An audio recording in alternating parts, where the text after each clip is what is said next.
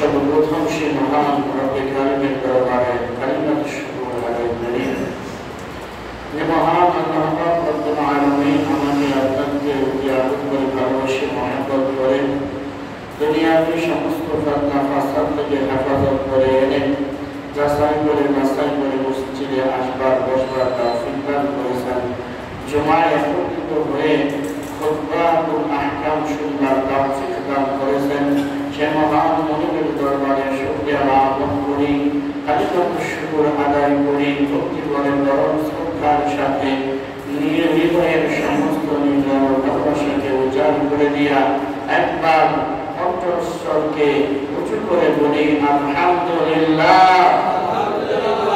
লক্ষ কোটি দুরূদ আর সালাম মানবতার মুক্তির কান্ডারি সত্তর দেশারি সাইয়্যিদিনা মুহাম্মাদান আবদুহু ওয়া রাসূলুহু সাল্লাল্লাহু আলাইহি ওয়াসাল্লাম মুহতারাম হাজিরিন আল্লাহ পাক রব্বুল আলামিন দুনিয়ার জমিনের মধ্যে মুমিনদেরকে প্রেরণ করেন আল্লাহ তাআলা এক মুমিন আরেক মুমিনকে ডাক দিয়ে বলতেছে তোমরা পরস্পর একে অপরের ভাই জোরে বলুন সুবহানাল্লাহ এক মুমিন আরেক মুমিনের কি জোরে বলেন তো ভাই এক মুমিন আরেক মুমিনের ভাই এক মুমিন ব্যথা পাইলে আরেক মুমিন ব্যথা পাবে এটাই হলো মুমিনের ধর্ম ঠিক কিনা জোরে বলেন এই কথা বলেছেন আল্লাহ পাক রব্বুল আলামিন আল্লাহ পাক রব্বুল আলামিন আর বলেন হে নবী আপনি জগৎবাসীকে তাকায় দেখবেন কোরআন কারীমের মধ্যে সূরা ফাতিহা মধ্যে আল্লাহ তাআলা শেষ অংশে ডাক দিয়ে বলেন বিসমিল্লাহির রহমানির রহিম মুহাম্মাদুর রাসূলুল্লাহ নিশ্চয়ই মুহাম্মদ সাল্লাল্লাহু আলাইহি ওয়াসাল্লাম আল্লাহ তাআলার রাসূল সুবহানাল্লাহ মুহাম্মদুর রাসূলুল্লাহ সাল্লাল্লাহু আলাইহি ওয়াসাল্লাম কার রাসূল আল্লাহ তাআলার প্রেরিত রাসূল আল্লাহ পাক বলেন والذين معه أشداء على الكفار رحماء بينهم تراهم ركعا سجدا يبتغون فضلا من الله ورضوانا الله أكبر الله أكبر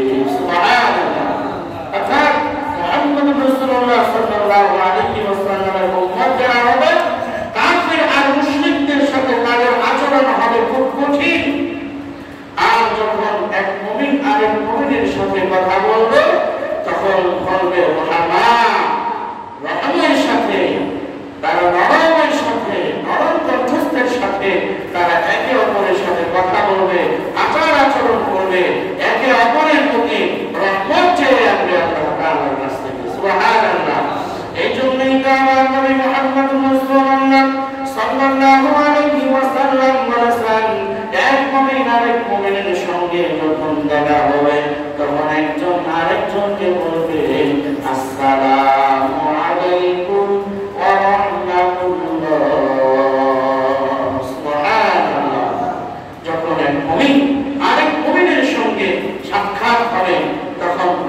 কি বলবে বলেন তো? আসসালামু আলাইকুম ওয়া রাহমাতুল্লাহ। এক মুমিন আরেক মুমিনের উপরে রহমত চেয়ে আনবে আল্লাহ তাআলার কাছে। এর উত্তর কি, জবাব কি, এর অর্থ কি? আসসালামু আলাইকুম ওয়া রাহমাতুল্লাহ, আল্লাহ তাআলার রহমত এবং বরকত আর সালাম শান্তি আপনার উপর বর্ষিত হোক। সুবহানাল্লাহ বলেন। এক মুমিন আরেক মুমিনকে এইভাবে দোয়া করবে সালামের মাধ্যমে। সর্বপ্রথম কথাটাই হবে রহমত আর দয়া, দোয়া চেয়ে এভাবে কথা তারা স্টার্ট করবে। এরপরে তাদের পরিবার পরিজনের খোঁজ খবর নেবে। এরপরে এক ভাই আরেক ভাইয়ের খোঁজ খবর নেবে, আপনি সুস্থ আছেন, ভালো আছেন তো, তার খোঁজ খবর নেওয়া আরেক মুমিনের উপরে দায়িত্ব। সুবহানাল্লাহ বলেন। এই কথা কে বলেছেন? মুহাম্মদুর রাসূলুল্লাহ সাল্লাল্লাহু আলাইহি ওয়াসাল্লাম বলেছেন। আল্লাহ পাক রব্বুল আলামিন বলেন, আর কাফিরদের সামনে যখন যাবেন, কাফিরদের সঙ্গে কোনো সদাচরণ চলবে না। কাফিরদের সঙ্গে আবার কঠোরতা অবলম্বন করতে যায়, জুলুমও করা যাবে না। যেমন কোন হিন্দু, বৌদ্ধ, খ্রিস্টান এরা যারা আছে, যারা মেরে কাফিরদের একটা চোর মেরে দিলেন, এটা কি মুমিনের শোভা পায়? মুমিনের শোভা পায় না। তবে কোন কাফির আর মুশরিক যদি কোন মুমিনের উপরে নির্যাতন করে, তো মুমিন লৌহে দণ্ডের মতন শক্ত হয়ে যায়। সুবহানাল্লাহ, লৌহে দণ্ডের মতন শক্ত হয়ে যায়। এর ঘাড় মুচড়ায় এরপরে জমিনের মধ্যে নোয়ায় দিয়ে ছেড়ে দেয়। সেরকম ঠিক না? এটা মুমিনদের ইতিহাস। আল্লাহ পাক রব্বুল আলামিন বলেন, নবী আমার যারা কাফিরদের ব্যাপারে কঠোর এবং মুমিনদের ব্যাপারে যারা নরম, তাদেরকে আপনি দেখবেন তাদেরকে আপনি দেখবেন রুকআন সুজদান ইয়াবতাগুনা ফাদলান মিনাল্লাহি ওয়া রিদওয়ানা। সুবহানাল্লাহ। আল্লাহ পাক রব্বুল আলামিন বলেন, কারা মুমিন, কারা কাফিরদের প্রতি কঠোর এবং মুমিনের প্রতি সদয়, আপনি দেখবেন এক নম্বর তাদের গুণ হইল তারা রুকআন, তারা রুকুকারী। সুবহানাল্লাহ। তারা কি কারী? কথা বলেন না, রুকুকারী। রুকু কোথায় যায়? নামাজে যায় না? রুকু কিসের মাধ্যমে হয়? নামাজের মাধ্যমে। আল্লাহ পাক রব্বুল আলামিন বলেন, এদের এক নম্বর গুণ আপনি তাদেরকে দেখবেন, তারা রুকআন, তারা রুকু করতেছে। কার কাছে রুকু করে? আল্লাহ তাআলার কাছে মাথা নত করতেছে। এরপরে দেখবেন সুজদা, এদেরকে আপনি সিজদায় মাথা নত অবস্থায় দেখবেন। সুবহানাল্লাহ। যারা কাফিরদের ব্যাপারে শক্ত হয় আর মুমিনদের উপরে রহমত চেয়ে আনে, যারা মুমিনদের উপরে সদয়, তাদের গুণ হইল তারা রুকুকারী, তারা সিজদাকারী। সেটা ঠিক কিনা? যারা রুকুকারী, তারা সিজদাকারী, তারাই হলো সত্যিকারের ঈমানের উপরে সত্যবাদী। আর যারা ঈমানের উপরে রুকুকারী হয় না, সিজদাকারী হয় না, আল্লাহ তাআলার আয়াত দ্বারা প্রমাণিত, এরা আল্লাহ থেকে অনেক দূরে। সেটা ঠিক কিনা? এরা আল্লাহ থেকে অনেক দূরে। আর যারা রুকু করে না, যারা সিজদা করে না, আজকে তারা কাফির আর মুশরিক যারা আছে, এদের ব্যাপারে হুঙ্কার করে। এরা হুঙ্কার তো দেয় না, কিন্তু যদি মাঝে মাঝে এরা দাবার খায়, তখন বলে অসুবিধা কি ভাই, আমরা তো তোমাদের সাথেই আছি, আমরা তো তোমাদের সাথেই আছি। এদেরকে কি বলা হয়? মুনাফিক বলা হয়। এদেরকে কি বলা হয়? মুনাফিক বলা হয়। যারা রুকুকারী হয়, যারা সিজদাকারী হয়, তারা কখনো কাফির আর মুশরিক দেখে তোমায় কথা বলে না। সুবহান ঠিক কিনা? কাফির আর মুশরিক দেখে তারা তোমায় কথা বলে না, কারণ তারা পাঁচ বেলা স্বয়ং আল্লাহ তাআলার সাথে কথা বলে তাদের বেদারিকে চার্জ করে থাকে। সুবহানাল্লাহ। তাদের ঈমানকে চার্জ করে থাকে, রুকু আর সিজদা করে। তাদের কোনো কাফির আর মুশরিকদের সাথে তারা কখনোই জুমায় কথা বলে না। আর ইয়াবতাগুনা ফাদলা, তারা ফজলকে তালাশ করে, আল্লাহর রহমতকে তালাশ করে। আর মিনাল্লাহি ওয়া রিদওয়ানা, তারা আল্লাহ তাআলার সন্তুষ্টি তালাশ করে। সুবহানাল্লাহ। আমরা আল্লাহ তাআলার ফজল করব চাই কি চাই না? জোরে বলেন। চাই কি চাই না? জোরে বলেন। আল্লাহ আমাদের উপর রহমত করুক, এটা আমরা চাই কি না?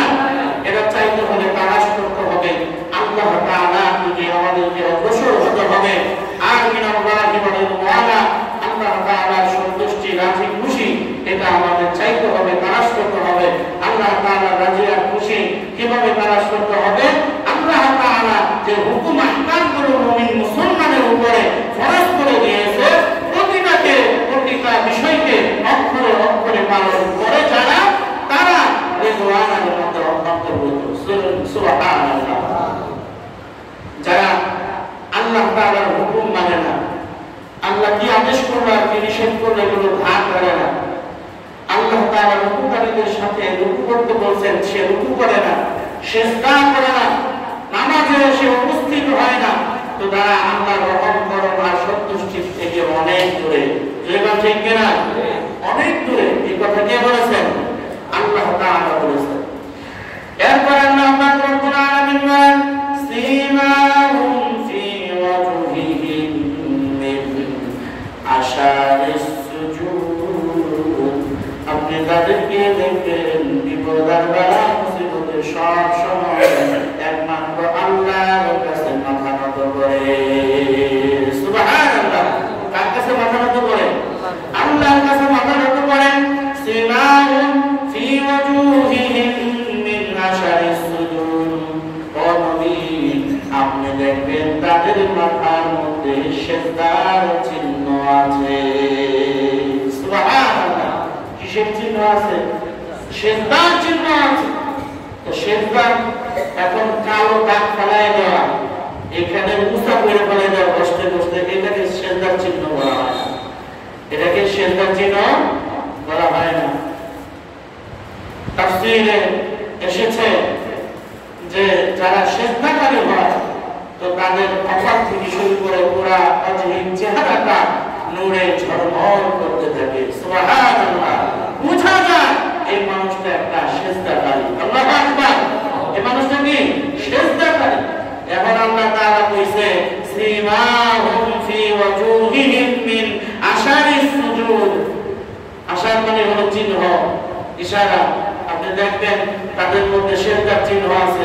এজন্য আপনি সিজদাকারী নিজেকে প্রকাশ করার জন্য সিজদায় মাথা বইসা বইসা এবারে সিজদার দাগ বানাবেন, এটা শোচনীয় নয়, এটা কাম্য নয়।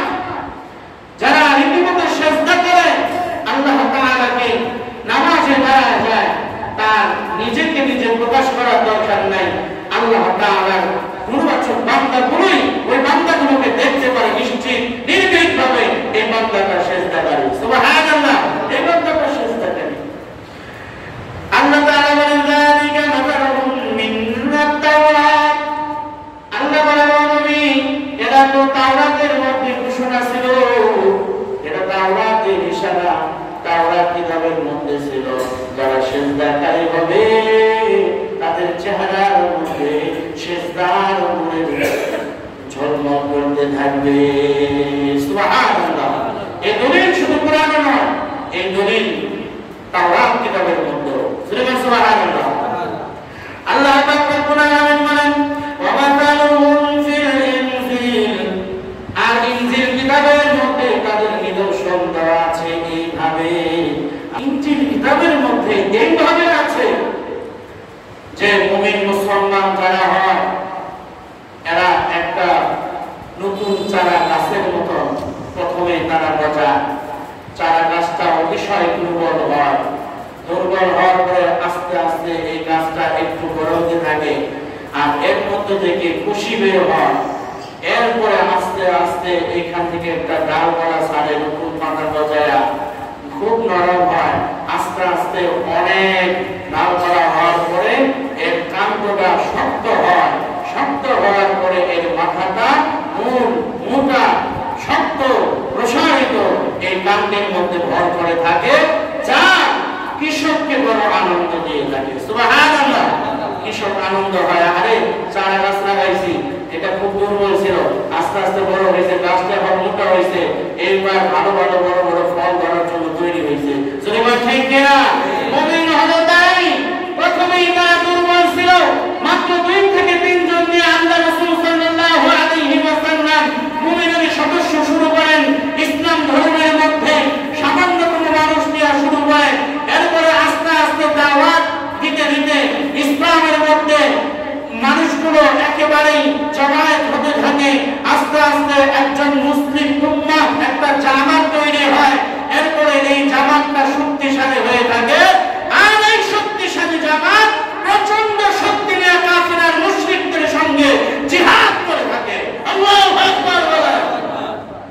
মুসলমানি আমরা এই জায়গার মধ্যে আল্লাহ পাক রব্বুল আলামিন মুমিন মুসলমানকে একত্রিত গঠিত হওয়ার জন্য ঘোষণা দিয়েছে। মুমিন একা একা যখন থাকে তখন অতিশয় দুর্বল থাকে। 5 জন 7 জন 10 জন নিয়ে যখন একটা জামাত গঠিত হয়, একটা দল গঠিত হয়, তখন এই দলকে নিয়ে 1000 সৈনিক পর্যন্ত ভয় পায়। শুনেন ঠিক কিনা? মুসলমান বদরের যুদ্ধে মাত্র 313 জনের সঙ্গে 1000 কাফের আর মুশরিকরা হয়ে গেছে। বদরে মুসলমানদের বিজয় চলে আসছে। সুবহানাল্লাহ। অতএব আমার মুসলমান আমার ভাইরা এক কথাই প্রকাশ পায়, যারা কাফেরদের ব্যাপারে শক্ত হয় আর মুমিনদের উপরে রহমত চেয়ে আনে, তাদের গুণ হইল তারা উপকারী হবে, তারা সেজদাকারী হবে, আর একে অপর বিচ্ছিন্ন হবে না। একসঙ্গে 10 ভাইয়ের 10 হাতকে একত্রিত করে 10 দোকানে 20টা হাত নিয়ে জোরালো ভাঙে তারা কাফের আর মুশরিকদের সঙ্গে জিহাদ করে থাকে। আর আল্লাহ পাক রব্বুল আলামিন বলেছেন, তো এরাই তো আল্লাহর ফজল আর আল্লাহর সন্তুষ্টির জামাত। সুবহানাল্লাহ। মুসলমান ইমানদার আমার ভাইরা, আল্লাহ পাক রব্বুল আলামিনের পরে বলেন, ওয়া'দাল্লাহু আল্লাযীনা আমানু ওয়া আমিলুস সালিহাতি মিনহুম মাগফিরাতান ওয়া আজরান আযীমা। সুবহানাল্লাহ। আল্লাহ পাক রব্বুল আলামিন বলেন, আল্লাহ তো ওয়াদা করেছেন তাদের ব্যাপারে যারা ঈমান আনবে, ওয়া আমিলুস সালিহাত, এরপরে ঈমান আনার পরে তারা নেক আমল করবে। নেক আমলের মধ্যে সর্বোত্তম নেক আমল কোনটা জোরে বলেন তো? নামাজ। নেক আমলের সর্বোত্তম সর্বপ্রথম যে বিষয়টা সেটা নাম কি? নামাজ। আর জোরে বলেন কি? নামাজ। এটা আল্লাহ তাআলা বলতেছেন, যারা ঈমান এনেছে এবং সৎ নেক আমল করেছে, মিনহুম মাগফিরাতুন ওয়া আজরুন আযীমা, তো তাদের জন্য আল্লাহ তাআলা ওয়াদা করেছে আল্লাহ তাদেরকে ক্ষমা করে দিবেন এবং আজরুন আযীমা, এবং তাদের এই ত্যাগের বদলায় আল্লাহ তাআলা আর উত্তম জাযা তাদেরকে দান করে দিবেন। সুবহানাল্লাহ। উত্তম জাযা কি জোরে বলেন তো? একটা মুমিন মুসলমান তো তখনই ধন্য হবে যখন মৃত্যুর সময় তার মুখে কালিমা নসিব হবে, যখন সে মৃত্যুর সময় বলবে লা ইলাহা ইল্লাল্লাহু মুহাম্মাদুর রাসূলুল্লাহ সাল্লাল্লাহু আলাইহি ওয়াসাল্লাম। যে মুমিনের জবান দিয়ে লা ইলাহা ইল্লাল্লাহ শব্দটা বের হবে, তার সফলতা দিয়ে আখিরাত জিন্দেগি শুরু হলো। সুবহানাল্লাহ। মুমিন মুসলমান আমার ভাইরা, মানুষ যখন ঈমানদার হবে, ঈমানদার যখন মারা যাবে, ঈমান আনার পরে নেক আমল করার পরে এই ঈমানদার গুলো যখন মারা যাবে, মৃত্যুর পরে কিছু ঘাটি পার হওয়ার পরে আল্লাহর জান্নাতে তারা প্রবেশ করবে। সুবহানাল্লাহ। জান্নাত কত দূরে? জান্নাতটা কত দূরে? জান্নাতটা এত দূরে যে আমাদের এইখান থেকে প্রথম আসমান পর্যন্ত 500 বছরের রাস্তা। সুবহানাল্লাহ বলেন। এরপরে এর যে ছাদ আছে, এই ছাদটা আমাদের যেমন বিল্ডিং এর ছাদ থাকে 4 ইঞ্চি 5 ইঞ্চি 6 ইঞ্চি, ঠিক না? আসমানের ছাদটা আবার এই 500 বছরের রাস্তা। সুবহানাল্লাহ। এরপরে দ্বিতীয় প্রথম আসমান থেকে দ্বিতীয় আসমান পর্যন্ত 500 বছরের রাস্তা, আবার এই ছাদ হলো আবার 500 বছরের রাস্তা।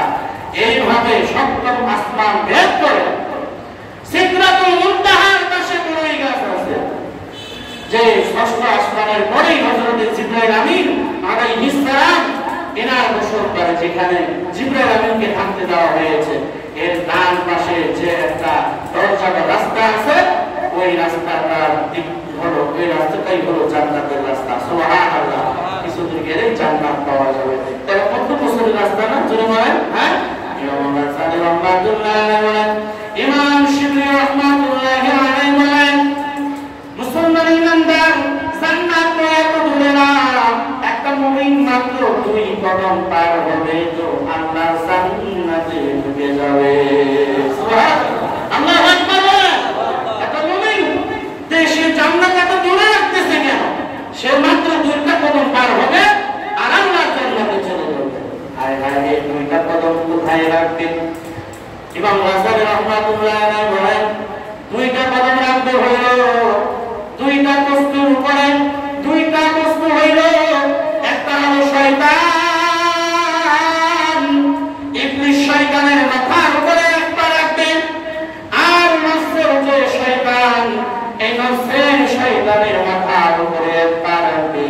যদি কোনো মুসলমান ইবলিস শয়তানের মাথার উপরে এক পা রেখে আর নফসিয়াতের মধ্যে যদি এক পা রেখে দুনিয়া জিন্দেগিতে চলতে পারে, এ বান্দা মৃত্যু হবে আর সাথে সাথে এই দুই শয়তানের মাথায় ভর করে আল্লাহর জান্নাতে চলে যাবে। সুবহানাল্লাহ। এজন্য মুসলমান ইমানদার মুমিন তার জীবনকে গঠন করবে মন চাইতো না, জীবন ঠিক না, মন চাইতো কোনো জীবন গঠন করা যাবে কথা বলে না, যাবে মন যাচ্ছে তাই যাবে। আল্লাহ তাআলা বলেছে এই ঘোষণা হয়ে গেছে হাইয়া আলাস সালাত হাইয়া আলাল ফালাহ, চলে নামাজের দিকে আয়, কল্যাণের দিকে আয়। আপনার মন নফসে আম্মারা আপনাকে ঢুকাই ফেলতেছে, চল যাই একটু বাজারে ফিরে আসি।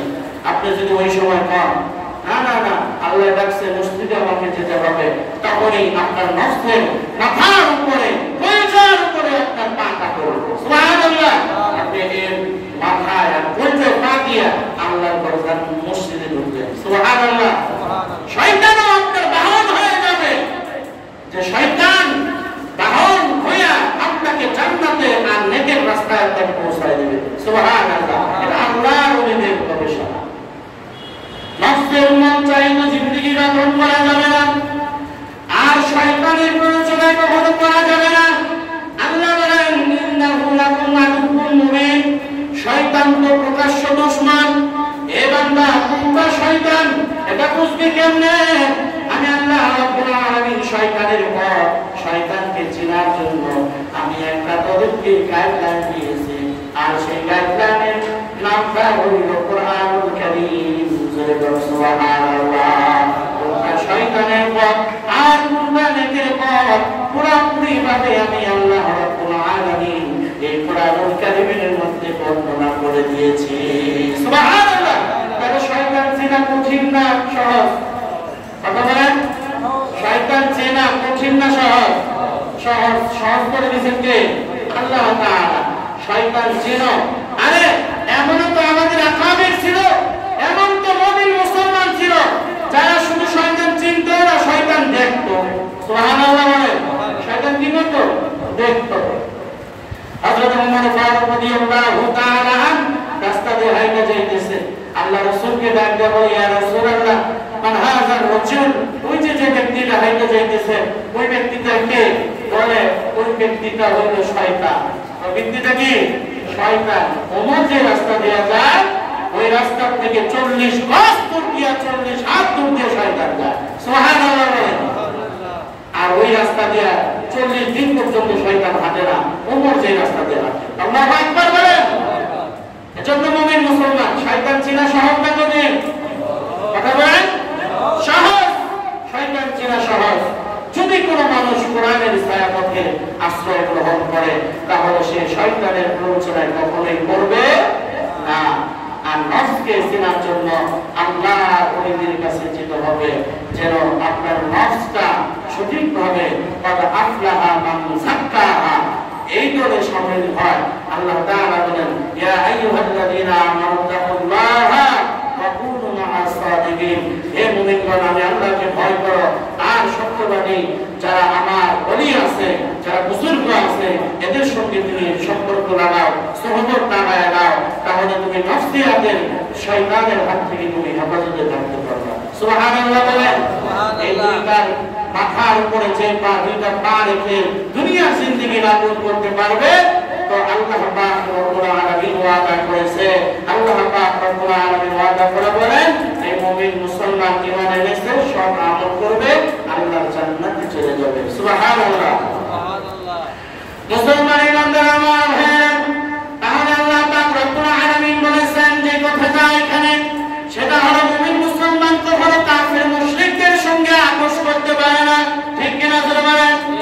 আল্লাহ পাক রব্বুল আলামিন বলেন মুমিন কখনো কাফির আর মুশরিকদের সঙ্গে এভাবে তারা পরস্পর কখনো সদয় হতে পারে না।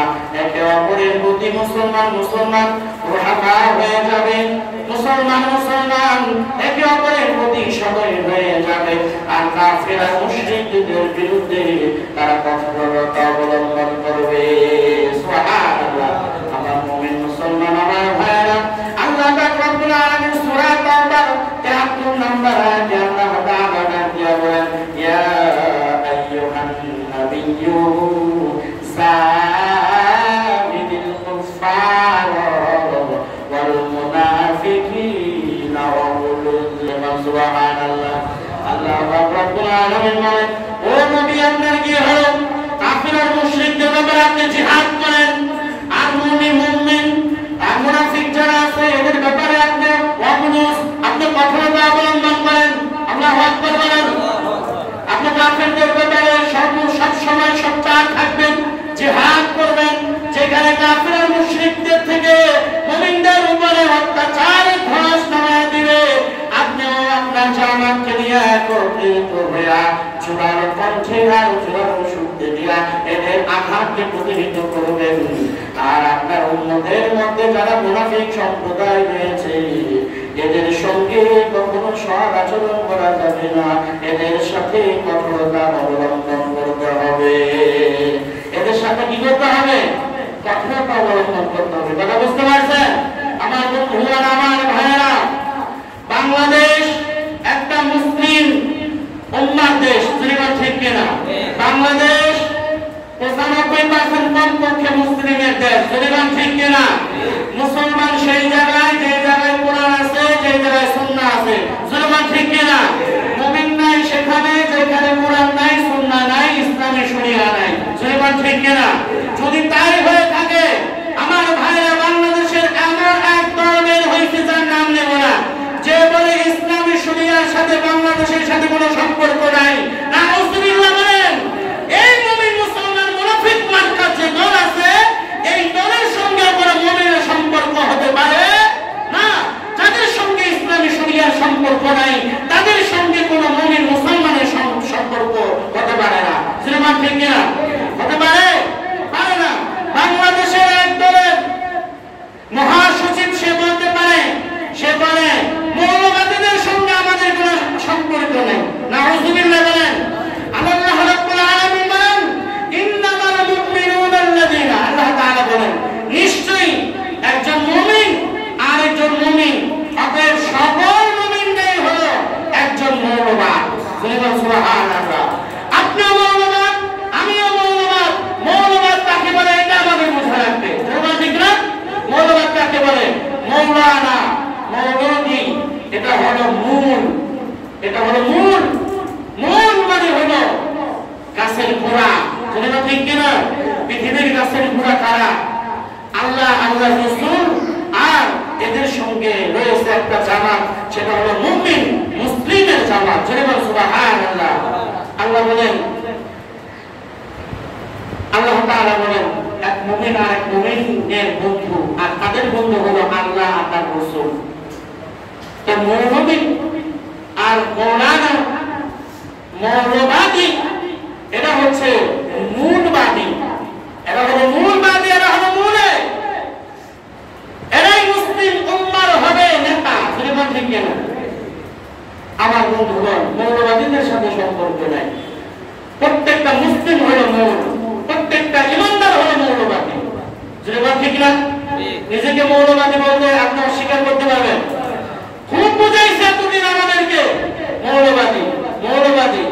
কিছু কোরআন আর হাদিস আর সুন্নাহের কথা বললে এটা মৌলবাদী দল, এটা মৌলবাদী না, জঙ্গি, আবুল তাবুল, ঠিক না?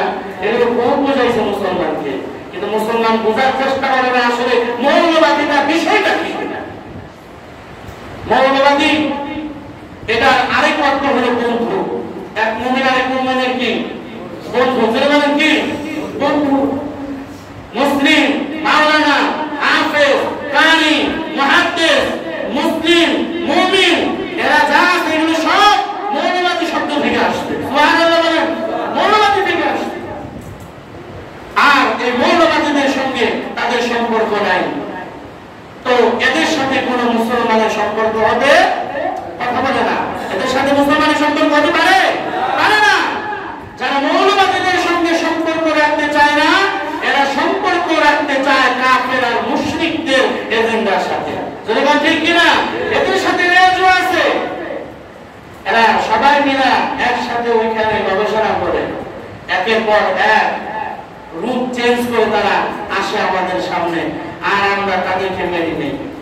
মুসলমান ইমানদার, এই বিষয়ে আগামী জুমায় জোরালো কোরআন হাদিস থেকে আমি আলোচনা ব্যক্ত করবো ইনশাআল্লাহ। আমি এতটুকু আপনাদেরকে শুধু সচেতন করতে চাই, মুসলমান একে অপরের সঙ্গে আমাদের সদয় আচরণ হবে, ঠিক না? এক নম্বর মেসেজ, কখনো নিজেদের মধ্যে বিভেদ সৃষ্টি করব না। এক মুমিন আরেক মুমিন আমরা সকলেই এদের প্রতি রহম কায়ক হয়ে যাব, আমরা রুকুকারী হব, সেজদাকারী হব, ঠিক না? আর নিজেরা কঠোরতা অবলম্বন করার চেষ্টা করব কাদের বিরুদ্ধে? কাফির আর মুনাফিকদের বিরুদ্ধে, ঠিক না? কাফির আর মুনাফিকদের বিরুদ্ধে যেন আমরা সোচ্চার হতে পারি। এই জন্য আমাদের ভিতরে ঈমানি শক্তিকে আরো চার্জ দিতে হবে, বাড়াইতে হবে। কেননা আপনি মেনশন করিয়েন না, ফিলিস্তিনে শুধুমাত্র ইসরায়েলি আগ্রাসন নামছে মানেই এটা ওইখানেই থাকবে না।